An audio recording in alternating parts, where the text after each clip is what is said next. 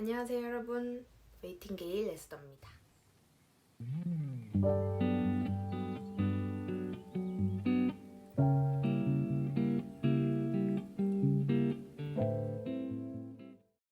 제가 이렇게 오늘 카메라 앞에 앉은 이유는 바로 3개월간의 대장정 앵클렉스의 여정이 성황리에 마무리되었기 때문입니다. 네, 감사하게도 3개월 동안 준비했던 앵클렉스 시험이 합격으로 이렇게 통보를 받고 시험을 종료할 수 있었는데요. 제가 준비하면서 나름 팁으로 깨달은 것들, 그리고 또 앵클렉스를 준비하는 선생님들이 이것만은 알고 가셨으면 좋겠다라는 생각이 드는 포인트들을 정리해서 조금 간략하게 될지는 모르겠지만 영상을 만들어 보려고 이렇게 영상을 찍습니다. 앵클렉스 시험을 준비하면서 많이 들었던 감정은 막막한 거였어요. 이게 감정인지는 잘 모르겠지만 이제 뭐 여러 가지 이유가 있을 텐데 그 중에 하나는 생각보다 제대로 된 정보가 많이 없다라는 생각이 들어서인 것 같아요. 이제 시험이 자주 바뀌는 편이기도 하고 또 이렇게 국가고시처럼 굉장히 많은 사람들이 치는 시험이 아니기 때문에 제가 정보를 찾는 것에도 굉장히 에너지가 많이 소모되었던 것 같고 생각보다 정보가 없네, 막막하다 이런 것에서 오는 스트레스나 중압감이 좀 많았던 것 같아서 얼마나 도움이 될지는 모르겠지만 제가 준비하는 과정에서 알게 됐던 팁들 이런 것을 좀 정리해서 여러분들께 알려드릴 수 있었으면 좋겠다라는 생각이 들어서 이렇게 자리에 앉았습니다. 그러면 가보시죠. 그럼 스텝 1부터 가볼까요? 일단 첫 번째 스텝은 접수입니다.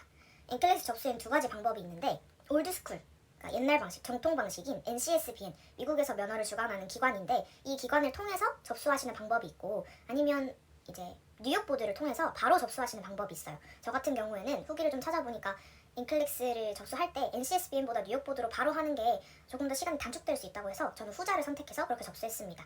앵클렉스 접수하실 때는 시험 그 면허가 허용되는 주를 선택하게 돼 있어요. 근데 저 같은 경우에는 바로 미국으로 나가서 간호사를 할 계획이 아직까지는 없었기 때문에 많은 주에서 통용된다고 알려져 있는 뉴욕을 선택해서 시험을 쳤습니다.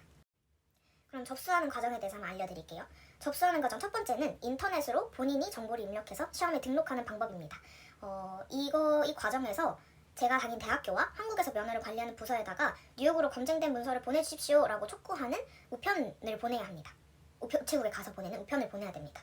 그리고 이제 인고의 시간을 좀 지나면 뉴욕 보드에서 시험 칠 수 있는 나의 자격에 대해서 오케이, 당신 시험 치를 수 있습니다 라는 확인 메일을 보내줘요. 그걸 어프루브 메일이라고 하는데 이 어프루브 메일을 받기까지 시간이 저는 5개월 정도가 걸렸습니다. 5개월하고 한 보름 정도가 걸린 것 같아요. 그리고 나서 어프루브 메일을 받으면 이게 끝이 아니에요. 어프루브 메일을 받자마자 바로 ATT라는 걸 신청하게 되는데 이 ATT 넘버가 있어야만 시험장을 선택하고 시험을 응시할 수 있게 됩니다. 그래서 이 ATT 넘버를 받으면 시험장을 선택하고 응시할 수 있는데 만약에 그럴 일은 정말 없었으면 좋겠지만 시험장에 가서 시험을 쳤는데 불합격이다. 그러면 ATT 넘버를 다시 받아야 하고 다시 받기 전까지 45일의 시간을 보내야 합니다. 45일 뒤에야 ATT를 다시 신청하고 받을 수 있다는 의미겠죠. 그래서 웬만하면 한 번에 붙어야 되는 시험이다 라는 것을 꼭 알려드리고 싶습니다. ATT를 받으려면 어프로브 메일을 받고 신청하는 절차를 거쳐야 됩니다. 근데 여기서 주의할 것, 이제 저의 팁을 알려드리면 보통 ATT를 신청하고 일주일이 있으면 넘버가 온다고 하거든요. 근데 저는 이 시험장을 확인해 보니까 시험장이 너무 없는 거예요. 그래서 ATT 넘버가 빨리 있어야 시험을 칠 수 있겠다라는 생각이 들어서 신청하고 그 다음날 바로 뉴욕 보드에 전화를 했습니다. 이 전화의 과정이 쉽진 않지만 그래도 꼭 해야 되겠다는 생각이 들어서 그날 밤에 이제 전화로 했는데 전화를 하는 과정 자체는 뭐 별거 없었어요. 기다리는 게 어려워서 그렇지. 한 3시간 기다렸던 것 같습니다. 그래서 전화를 해서 이제 ATT 넘버 주세요라는 과정을 통해가지고 전화를 끊고 나니까 넘버를 바로 주시더라고요. 그래서 그냥 제 생각에는 신청을 하고 바로 그냥 전화를 해서 넘버를 푸시하는 게 맞는 것 같아요. 그게 한국인의 성정에 더 좋은 방법 같습니다. 네, 주먹구구식으로 제가 한 접수 과정을 알려드렸는데 제 말은 그냥 전체적인 접수의 과정이 어떻구나라는 정도로만 참고를 하시면 좋을 것 같고 정확한 접수 방법은 제가 여기 링크 여긴가? 링크를 제가 걸어 드릴게요. 드림널스에서 아주 세세하게 모든 접수의 과정을 다 따라할 수 있도록 이렇게 좋은 자료를 올려주셨습니다. 저도 너무 도움을 많이 받고 이제 주변에 앵클렉스를 치려는 사람들한테도 다 꼭 이거 보고 하세요 라고 많이 추천하는 영상인데, 여러분들도 앵클렉스 접수하는 방법은 드림널스에 가셔서 이렇게 접수 모든 과정을 드림널스와 함께 하셨으면 좋겠습니다. 그럼 스텝 2, 접수 후 공부하기가 또 중요한 토픽이겠죠. 저는 임상 경험이 제로였어요. 저는 올해 2월에 졸업을 한 웨이팅 게일이기 때문에 임상 경험은 하나도 없고, 그리고 공부한 지 그렇게 오래 안 됐으니까 전공 지식이 좀 남아있지 않을까라는 생각을 했지만 거의 남은 게 없었던 이 웨이팅 게일이었습니다. 그래서 진짜 시험을 공부하기 시작한 것부터 종료하고 시험 결과를 확인한 것까지 정확하게 3개월이 걸렸는데, 시험을 치면서 든 생각은 임상 경험이 있는 선생님들은 웨이팅 게일보다 이득을 볼 수 있는 유형이 좀 있겠다라는 생각이 많이 들었어요. 한국에서 푸는 국가고시의 유형이랑 정말 많이 달랐거든요. 이제 한국에서 푸는 유형은 뭐랄까 조금 더 이론적인 것 같았어요, 제가 생각하기에. 근데 이제 앵클렉스 유형은 어떤 거냐면 과거력이 이런 거 있는 환자가 어떤 검사를 하는데 그 검사를 받기 전에 간호사가 어떤 것을 교육해야 하는가, 맞는 것을 모두 고르시오, 이런 부분인데, 이게 유형을 보신 분들은 알겠지만 사타라고 해서 몇 개가 맞는지를 몰라요. 그래서 맞는 대로 다 골라야 되고 하나라도 빠지거나 체크를 하지 않으면 그 문제를 틀리는 거예요. 저는 그 유형이 진짜 너무 힘들었는데, 그런 유형, 그리고 환자를 여러 명을 데려다 놓고 우선순위, 어떤 환자부터 제일 먼저 봐야 합니까? 라는 문제도 있었어요. 그리고 또 뭐가 있었냐면 제가 상위 등급의 간호사라고 생각하고 저보다 연차가 낮은 혹은 뭐 신규 간호사가 하는 어떤 간호 행위에 대해서 인터비인 해야 될 것은 무엇인가, 이런 문제들도 굉장히 많았습니다. 시험 치는 내내 그런 유형의 문제들이 80% 이상인 것 같다는 생각이 들었어요. 그래서 이런 문제들은 아마도 임상 경험이 제로인 저보다는 조금이나마 임상 경험이 있으신 선생님들에게 조금 유리한 유형이 아닐까, 이런 생각이 많이 들었습니다.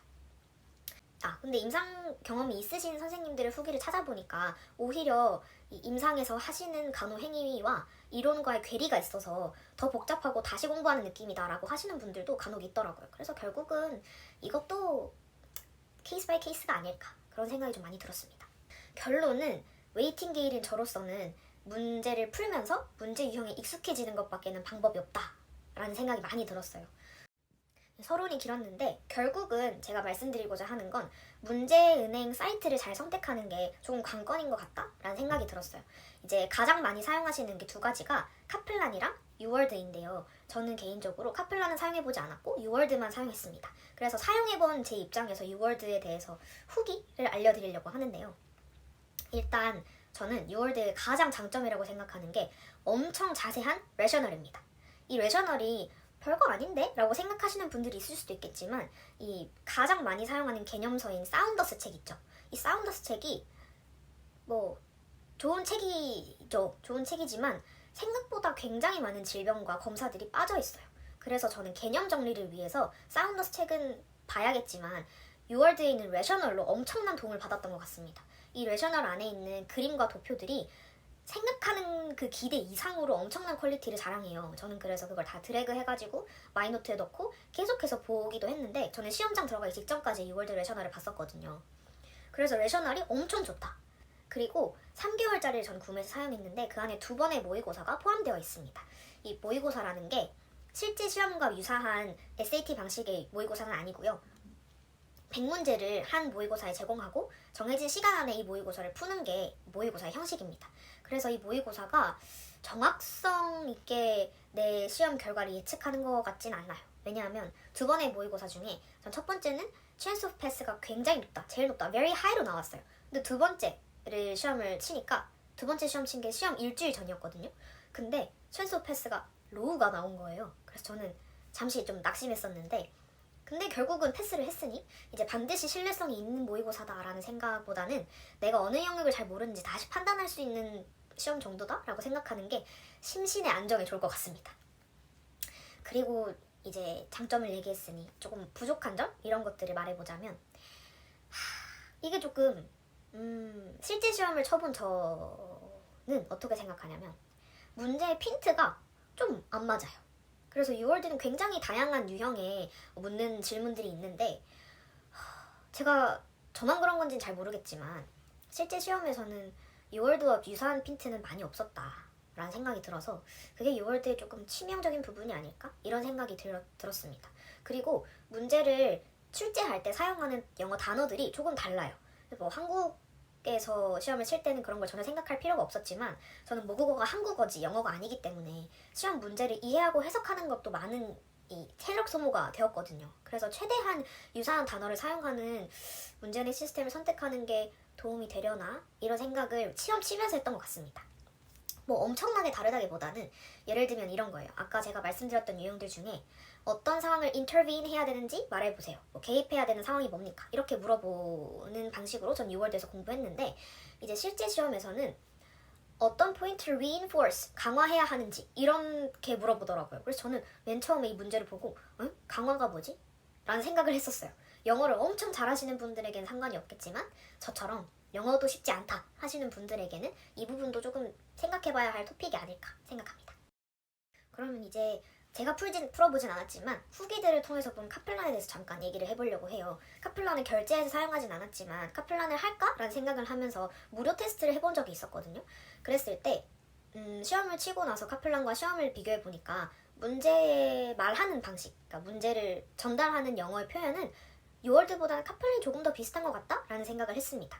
근데 이제 많은 사람들의 후기가 말해주고 있는 것들을 보면 카플란은 유월드와 반대로 레셔널이 너무 아니다. 공부를 하고 개념을 잡기에 도움이 되는 레셔널이 너무 아니어서 너무 불친절해서 문제를 다시 내가 개념서로 보고 정답을 찾아야 하는 불편함이 있었다. 이런 후기들이 굉장히 많더라고요. 그래서 어떤 선생님이 올려주신 카플란 문제를 제가 봤는데 여러 가지 보기가 있고 틀린 이유, 이 보기가 정답이 아닌 이유에 대해서 레셔널이 설명해 주잖아요. 근데 유월드의 레셔널은 굉장히 섬세하고 길어요. 어떤 때는 너무 글이 많아서 읽기가 싫다 싶을 정도까지. 근데 카플란의 문제 해설을 보니까 그것은 정답이 될 수 없다. 왜냐면 아니기 때문이다. 이렇게 적어뒀더라고요. 그래서 저는 유월드에 익숙해져 있던 저로서는 이게 레셔널인가? 라는 생각이 좀 들었습니다. 근데 카플란에서 가장 주의 깊게 봐야 할 장점은 아마도 SAT 방식의 모의고사인 것 같아요. SAT 방식이라는 게 실제 시험 치는 것과 똑같은 방식인데 아시다시피 엔클래스 시험은 내가 모르는 개념들을 파악해서 컴퓨터가 이 개념을 너 과연 알고 있어? 라는 것을 확인하는 시스템인데요. 그래서 사람마다 모두 문제가 다 다르게 출제되고 모르는 부분에 대해서만 집중 공격을 받기 때문에 문제가 어려울 수밖에 없는 시험입니다. 그런데 한 번도 시험 치기 전에는 그런 방식으로 모의고사를 쳐보지 않았던 저는 대충 들어서 알고는 있었지만 계속 안도 할 수가 없었어요. 비슷한 문제가 나오면 내가 전에 이 문제를 많이 틀렸나? 라는 생각을 많이 했거든요. 그런데 카플란에서는 실제 시험과 가장 유사한 SAT 방식의 문제 은행 모의고사를 제공합니다. 그래서 제 생각에는 문제 유형의 핀트가 맞고 비슷한 유형의 모의고사를 제공한다는 점은 유월드보다 카플란이 조금 더 좋지 않을까 그런 생각을 했어요. 저는 그래서 유월드로 공부를 했지만 시험 치기 한 일주일 전에는 이 모의고사만 결제해서 카플란에서 모의고사만 풀어볼까? 이런 생각을 했습니다. 왜냐면 그렇게 결제할 수 있게 돼 있더라고요. 저는 돈도 없었고 시간도 없었고 그래서 그냥 하지 않고 유월드만 열심히 팠습니다. 하지만 이런 유월드와 카플란의 장단점들을 잘 비교해보는 건 필요할 것 같아요.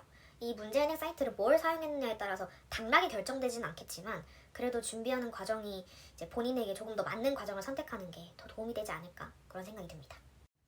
네, 그리고 마지막으로 사운더스 책에 대해서 얘기를 좀 하려고 해요. 이게 바로 제가 3개월 동안 봤던 사운더스 책입니다. 이 책이 진짜 무지막지하게 굵어요. 그런데 정말 화나는 건 이 안에 모든 시험과 모든 질병과 모든 검사가 포함되어 있지 않다는 겁니다.